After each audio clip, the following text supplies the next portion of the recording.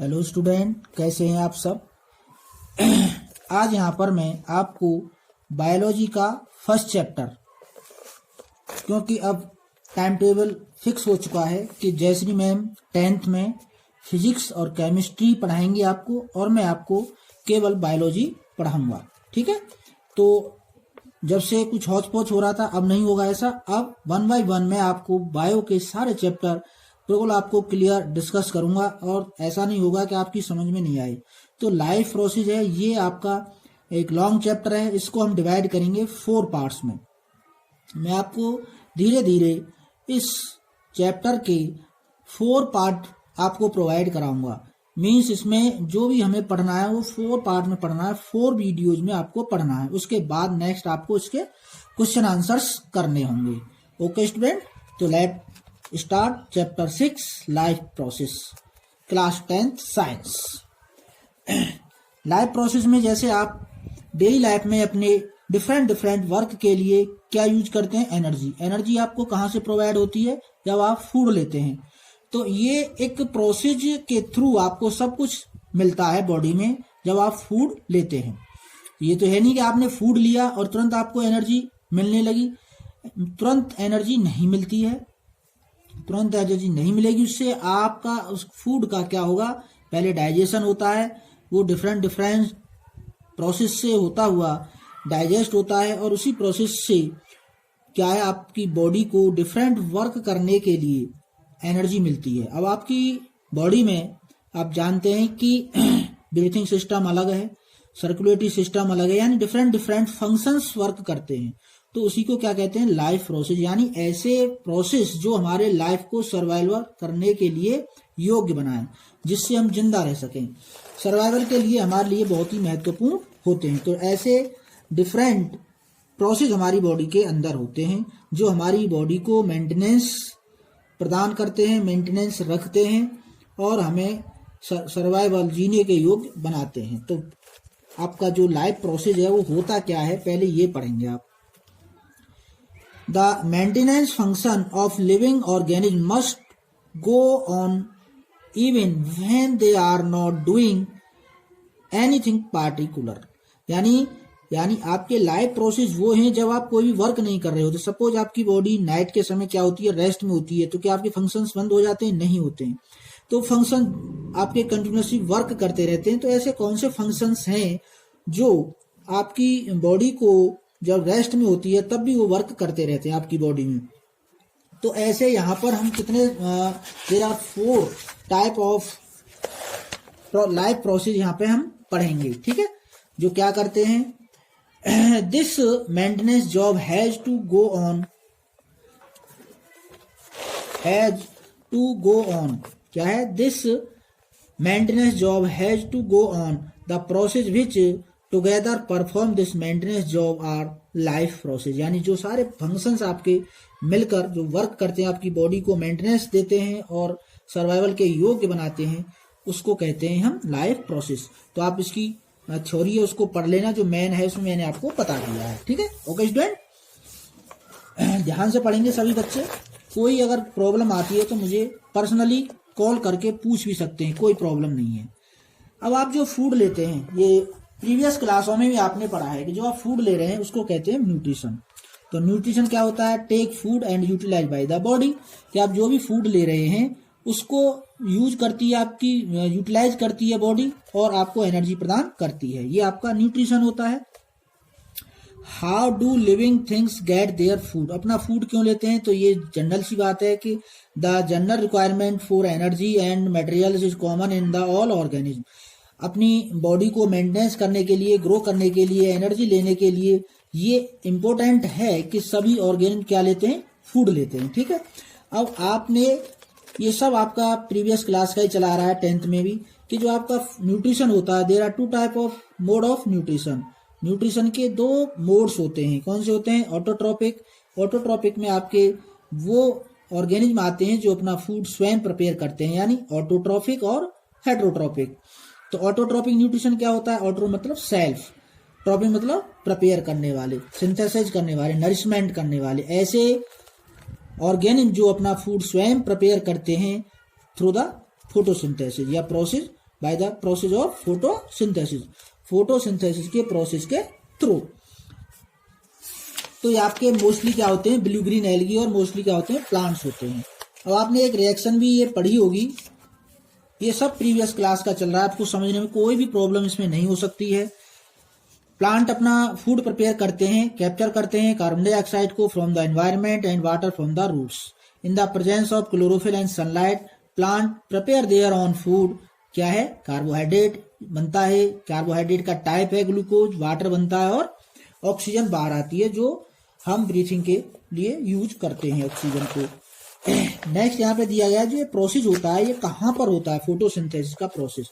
तो मैं एक स्टोरी के थ्रू आपको हर क्लास में बताता आया हूँ इसको, कि सपोज आपको एक मैगी प्रिपेयर करनी है, तो आपको उसके लिए क्या चाहिए, स्पाइसेस चाहिए, मैगी चाहिए, वाटर चाहिए, हीट चाहिए एंड एक पॉट चाहिए। पॉट के बिना बर्तन के आपकी मैगी प्रिपेयर नहीं हो सकती है। तो उसी तरीके से यहाँ पे जो स्टोमेटा होते हैं वो क्या होते हैं, फूड प्रिपेयर करने के, फोटोसिंथेसिस के क्या होते हैं, पॉट, बर्तन होते हैं। वहां पे हीट ले रहे हैं आप गैस से, तो यहाँ पे हीट किससे मिलती है, आपकी सनलाइट से, ठीक है। स्पाइसेस वगैरह से आप कलर उसमें मिला सकते हैं, अच्छा बना सकते हैं, तो कलर यहाँ किसके थ्रू होता है, क्लोरोफिल के थ्रू। तो यहाँ पे स्टोमेटा की ये एक डायग्राम दिया गया है, स्टोमेटा के थ्रू प्लांट अपना फूड प्रिपेयर करते हैं, ठीक है। स्टोमेटा की यहाँ पे क्या है, एक स्ट्रक्चर दी गई है, ये भी हम प्रीवियस क्लासों में पढ़ते चले आए हैं। क्या है, open and close stomatal pore. आप जानते हैं कि जो स्टोमेटा होता है वो गॉड सेल्स, ये हमारी दिख रही है आपको, ये 2 गॉड सेल से ये प्रोटेक्ट रहता है, और ये इसका क्या है, स्टोमेटल पोर है। ये मतलब स्टोमेटा जो ओपन होता है तो गॉड सेल्स इस तरह से होती हैं, और जब ये लाइट के समय क्लोज हो जाते हैं तो ये लगभग इस तरह हो जाती है, ठीक है। अब है आपका नेक्स्ट है हेटरोट्रॉपिक न्यूट्रिशन। तो हेटरोट्रॉपिक न्यूट्रिशन में आपके जितने भी पैरासाइट हैं, सेप्रोट्रॉप्स हैं, ये सभी आ जाते हैं। हेटरोट्रॉपिक जो प्लांट पर डिपेंड रहते हैं, प्लांट प्रोडक्ट पर डिपेंड रहते हैं, अदर एनिमल्स पर डिपेंड रहते हैं, वो सभी किस में आते हैं, हेटरोट्रॉपिक न्यूट्रिशन में। ओके फ्रेंड, ये आप पढ़ लेना, कोई ज्यादा हार्ड नहीं, आराम से आप इसको पढ़ सकते हैं, समझ में आ जाएगा। How do organism obtain their food, their nutrition, यानी अपना न्यूट्रिशन किस तरीके से लेते हैं, तो according to their shape and according to their body functions. Different type के एनिमल्स होते हैं, डिफरेंट वे से, यानी डिफरेंट तरीके होते हैं उनके फूड को एब्जॉर्ब करने के। यहाँ पे आप दिख रहा है आपको अमीबा का दिखाया गया है, अमीबा अपने फूड को कैसे कैप्चर करता है। सपोज ये अमीबा है, ठीक है, तो आप जानते हैं अमीबा की इरेगुलर शेप होती है, ये ऑल टाइम अपनी शेप को चेंज करता रहता है। भगवान ने इसको ऐसा एक प्रॉपर्टी, एक गुण दिया है कि ये जब फूड इसके आसपास आता है तो अपनी शेप को आसानी से चेंज कर सकता है। तो यहाँ आपको दिखाई दे रहा है, ये क्या है, एक सिंगल सेल माइक्रोस्कोपिक ऑर्गेनिज्म होता है, इसमें एक न्यूक्लियस है। सपोज ये कोई फूड पार्टिकल्स है, दिख रहा है रेड कलर का फूड पार्टिकल्स है, जब उसके पास आता है तो अपनी ये जो बने हुए हैं इसके प्रोजेक्शंस बने हुए हैं, सूडोपोडिया कहते हैं इनको, फॉल्स फीट भी कहते हैं, ठीक है ना, झूठे पैर, क्योंकि इनकी चेंज रेगुलरली चेंज होती रहती है। तो ये अपनी बॉडी के इन सूडोपोडिया को चारों तरफ इसके फैला देता है और इसको इनगफ मतलब जिंदा निगल लेना, इसको अंदर कर लेता है। इसमें जो फूड वैक्यूल होती हैं उसमें क्या है, डाइजेस्टिव जूस पाए जाते हैं जो उसको डाइजेस्ट कर देते हैं, और इसी प्रोसेस के थ्रू जो वेस्ट मटेरियल है उससे बॉडी से बाहर कर देता है। अब यहाँ पर जो मेन प्रोसेस है वो पढ़ेंगे न्यूट्रिशन इन ह्यूमन बीइंग्स।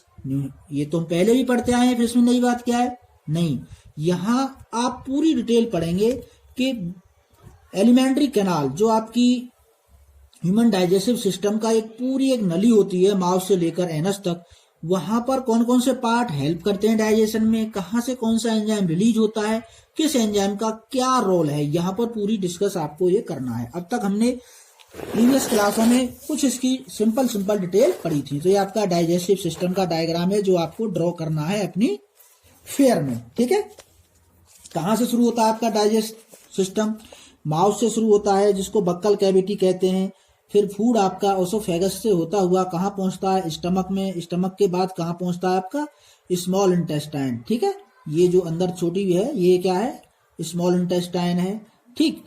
फिर यहाँ से लार्ज इंटेस्टाइन शुरू होती है और यहाँ रेक्टम के थ्रू ये क्या है, बाहर निकल जाता है, ठीक है।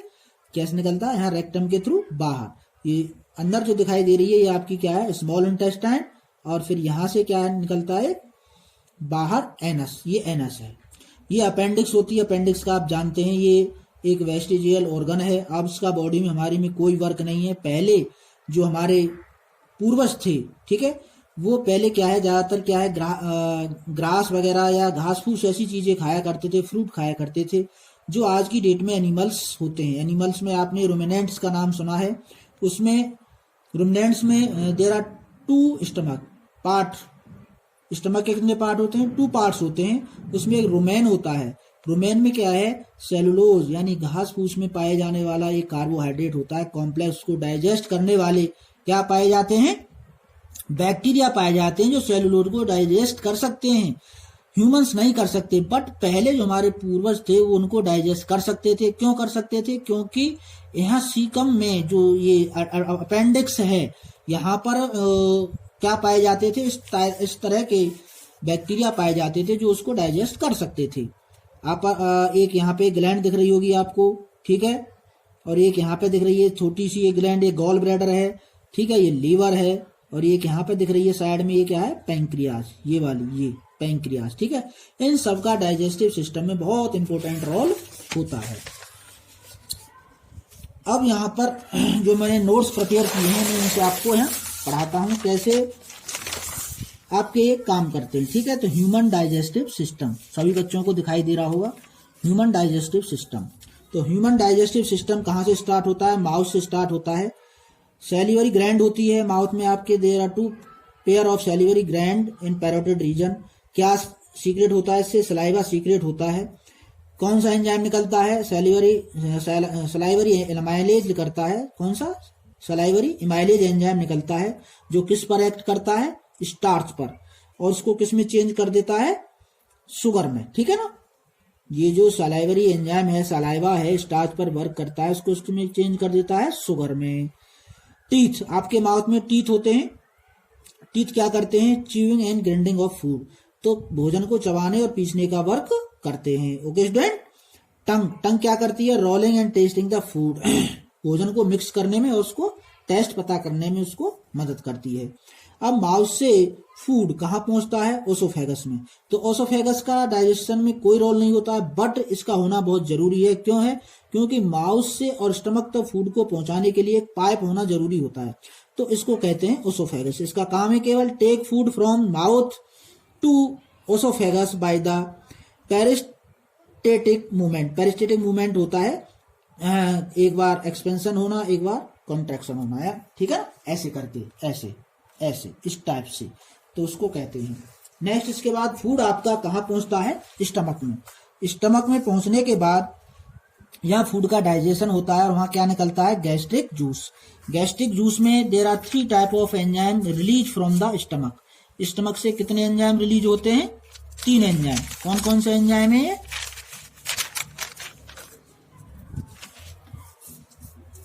एक है आपका पेप्सिन, एक है एचसीएल, एक है म्यूकस।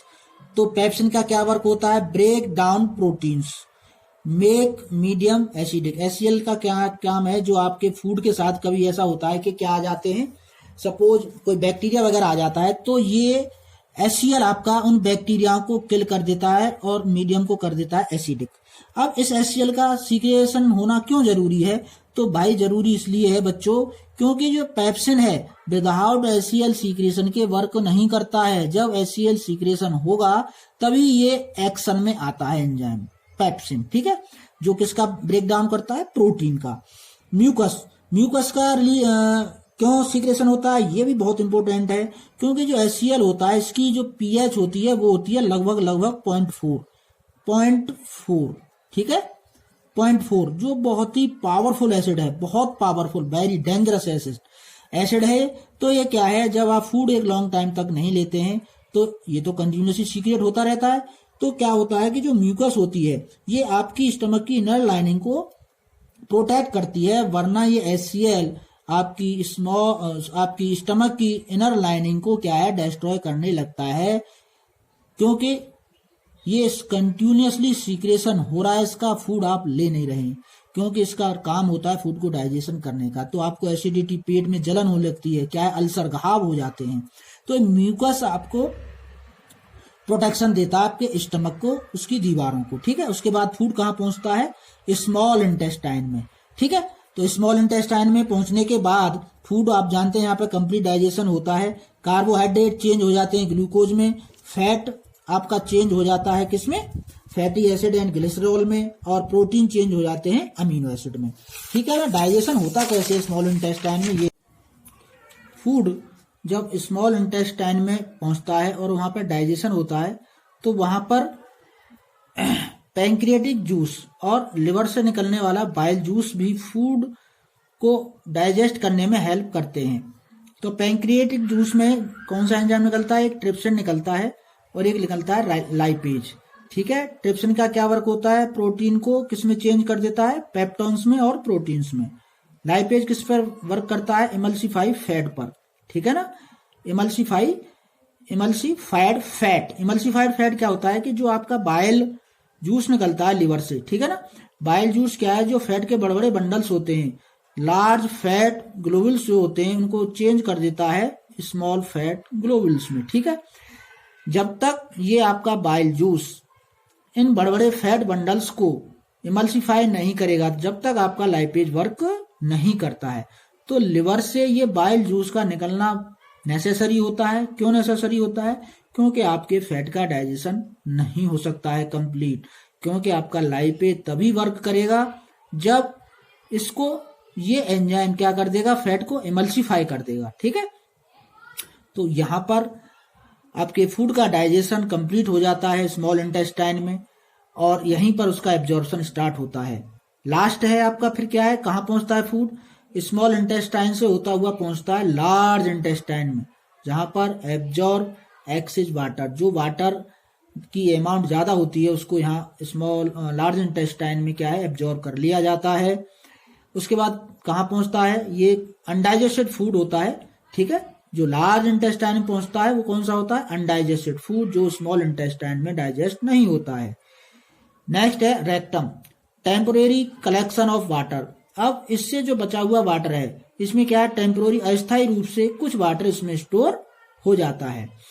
और रेक्टम में क्या है, जो आपका फेसेज होता है, अनडाइजेस्ट फूड होता है, वो भी स्टोर होता है, ठीक है। और जब आपको फीलिंग होती है तो आप क्या करते हैं, अनडाइजेस्टेड फूड को एनस के थ्रू क्या कर देते हैं, इजेक्शन कर देते हैं, बाहर निकाल देते हैं, ठीक है। होमवर्क में आपको क्या करना है बच्चों, कि होमवर्क में आपको करना है make a diagram of human digestive system. Human digestive system का आपको डायग्राम बनाना है, कलर बहुत ही शानदार अच्छा सा, ठीक है। तो ये आपका पार्ट 1 और लाइव प्रोसेस 1 फिनिश हुआ। इसके बाद आपके 3 प्रोसेस और आपको यहाँ पढ़ने हैं, तो वो आपको नेक्स्ट वीडियो में मिलेंगे 1 by 1 4 वीडियो में आपको प्रोवाइड किए जाएंगे। एक प्रोसेस को एक वीडियो में डिस्कस होगा, क्योंकि ये चैप्टर थोड़ा लॉन्ग है। ओके स्टूडेंट, तो आप इस होमवर्क को करेंगे, और जो भी नोट्स हैं मैं इनको अभी दे दूंगा। जिन बच्चों के नहीं हुए, लेट जुड़े हैं वो ग्रुप में, या उन्हें जो भी कंफ्यूजन हो रहा था वो दोबारा से, जिनका हो गया वो नहीं करेंगे, जिनका नहीं हुआ है वो इन नोट्स के थ्रू कर सकते हैं। ओके।